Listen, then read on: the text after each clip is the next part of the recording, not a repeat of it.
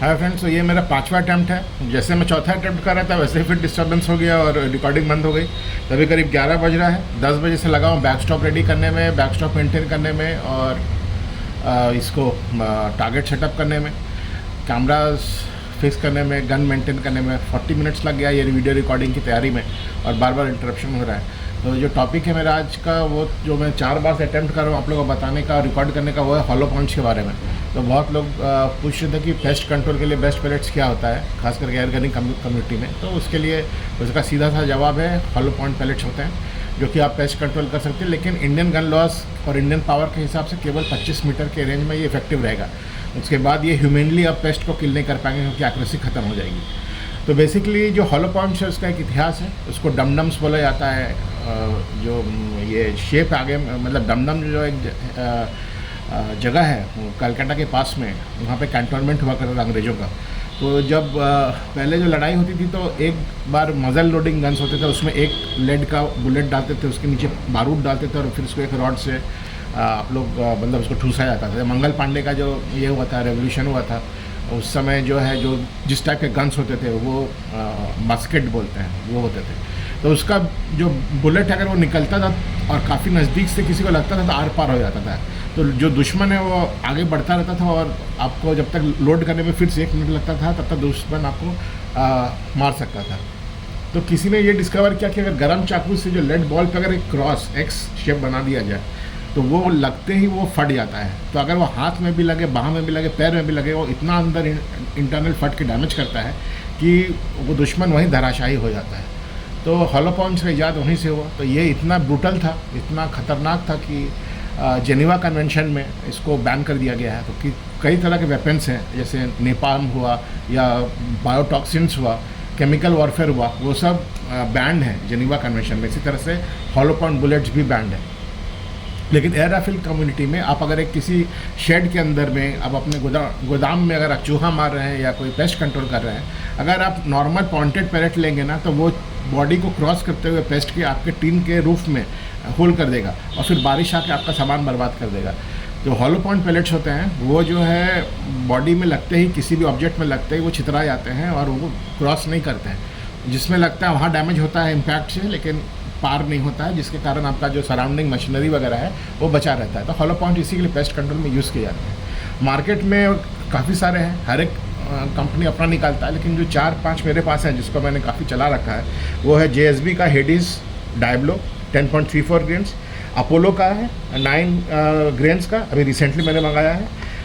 मेरा जो बेस्ट है, जो मैं कहूँगा वर्ल्ड का बेस्ट है 0.177 गन्स के लिए, HNN का हंटर, बैराकूडा हंटर एक्सट्रीम। और एक नया प्रोडक्ट मैंने भी ट्राई किया है, अल्ट्रा शॉक हैवी डायब्लो। तो ये सब चारों वेराइटीज़ हैं जो कि आज हम ट्राई करेंगे और देखते हैं कि हॉलो पॉइंट किस तरह से PX100 जो है उससे चलते हैं, किस तरह कितने एक्यूरेट होते हैं और क्या उनका इफेक्ट होता है। तो पहले हम लोग ट्राई करेंगे HNN हंटर बैराकूडा का।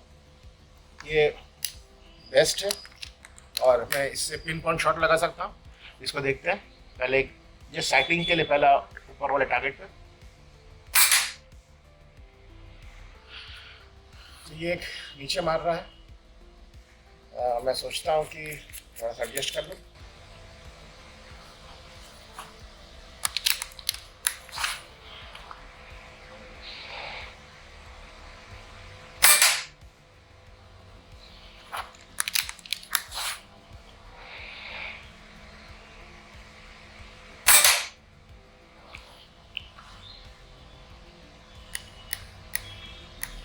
क्या था, मैंने 2 गोलियां क्यों चलाई, क्योंकि इसके अंदर जो स्प्रिंग होता है, रेक्टर स्प्रिंग, उसको सेट करने में 1-2 शॉट का जो इम्पैक्ट होता है वो लगता है। तो अगर आप सेकंड शॉट जो मैंने इमीडिएटली मारा टर्रेट को चेंज करने के बाद में, तो आपने देखा कि हार्डली मूव किया है। थर्ड शॉट जो मारा वो काफ़ी ऊपर गया।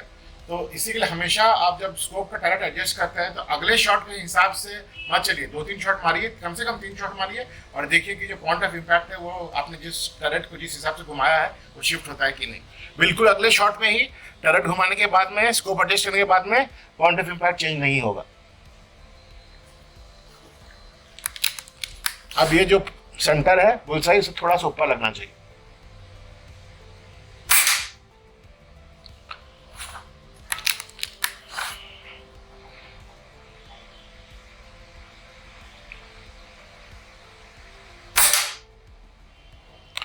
बुलसाई पे बुलसाई। ये है H&M हंटर एक्सट्रीम का कमाल।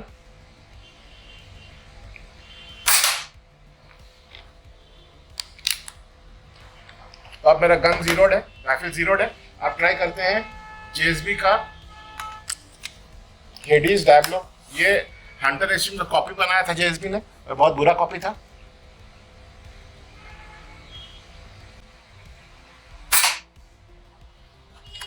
क्रॉसहायर सेंटर पर आएगा, ग्रुप कहाँ बनता है देखिए।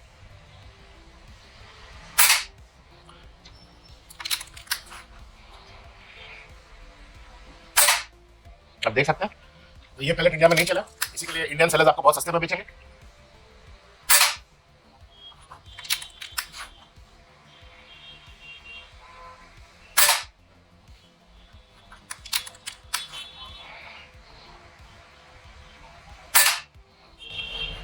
वो 2 इंच का सर्कल है, 2 इंच का टारगेट है, पूरा घूम गया उसको। अपोलो का हॉलो पॉइंट है 9 रेंज का, ये देखते हैं।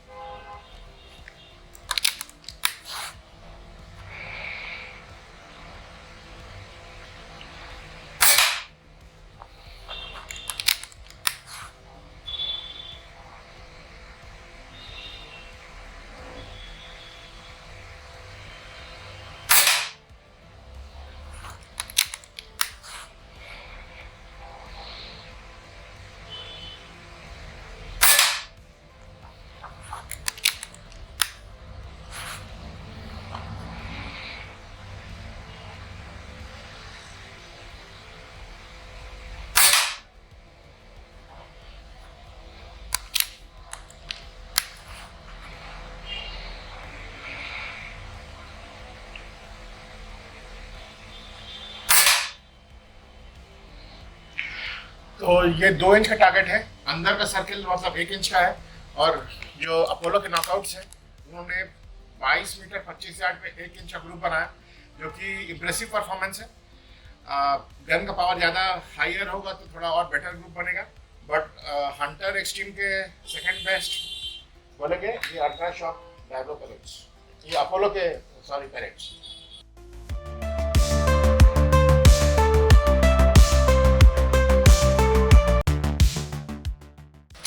JSB का हेडीज चला चुके हैं, बहुत खराब रिजल्ट था। अब ये JSB का अल्ट्रा शॉक चला रहे हैं, मुझे कोई खास उम्मीद नहीं है।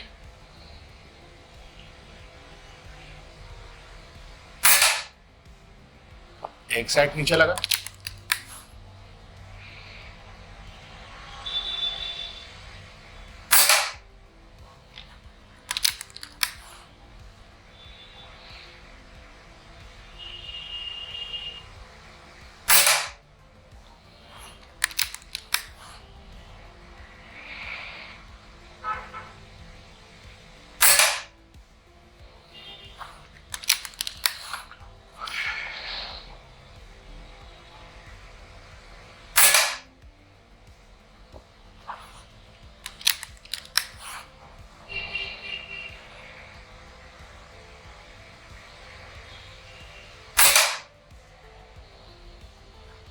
सरप्राइजिंगली बहुत अच्छा परफॉर्मेंस। ये 100 पे खास करके सब पैलेट्स चल जाते हैं, लेकिन ये बहुत अच्छा परफॉर्मेंस है। कैनन हंटर एक्सट्रीम से 7 पैलेट चलाऊंगा।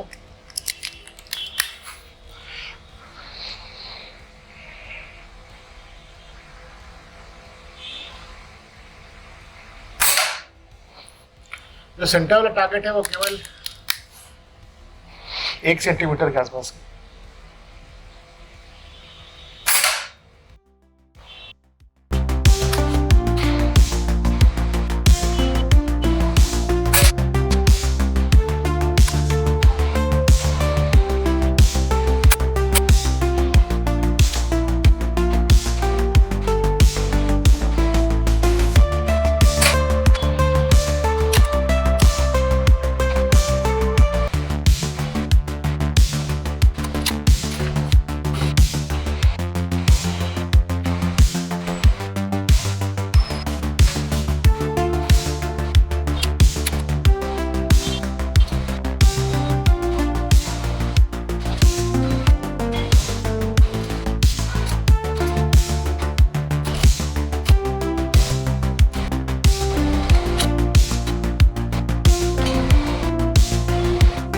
QoS Blue ये बहुत सब कुछ सेटअप है। असल एक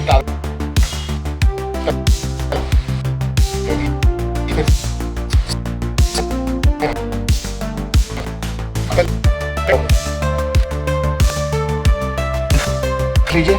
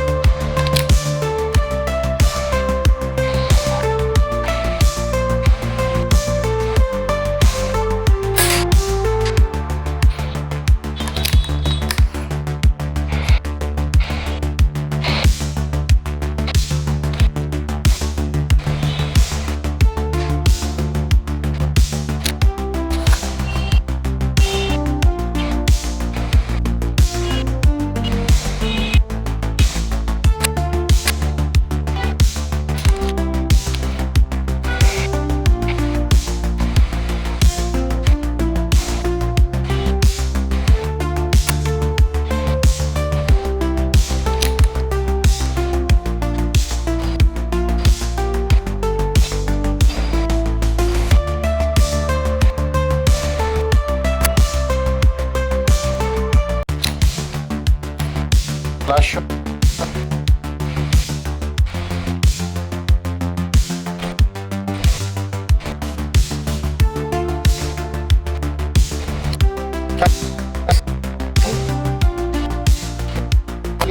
One of the best minutes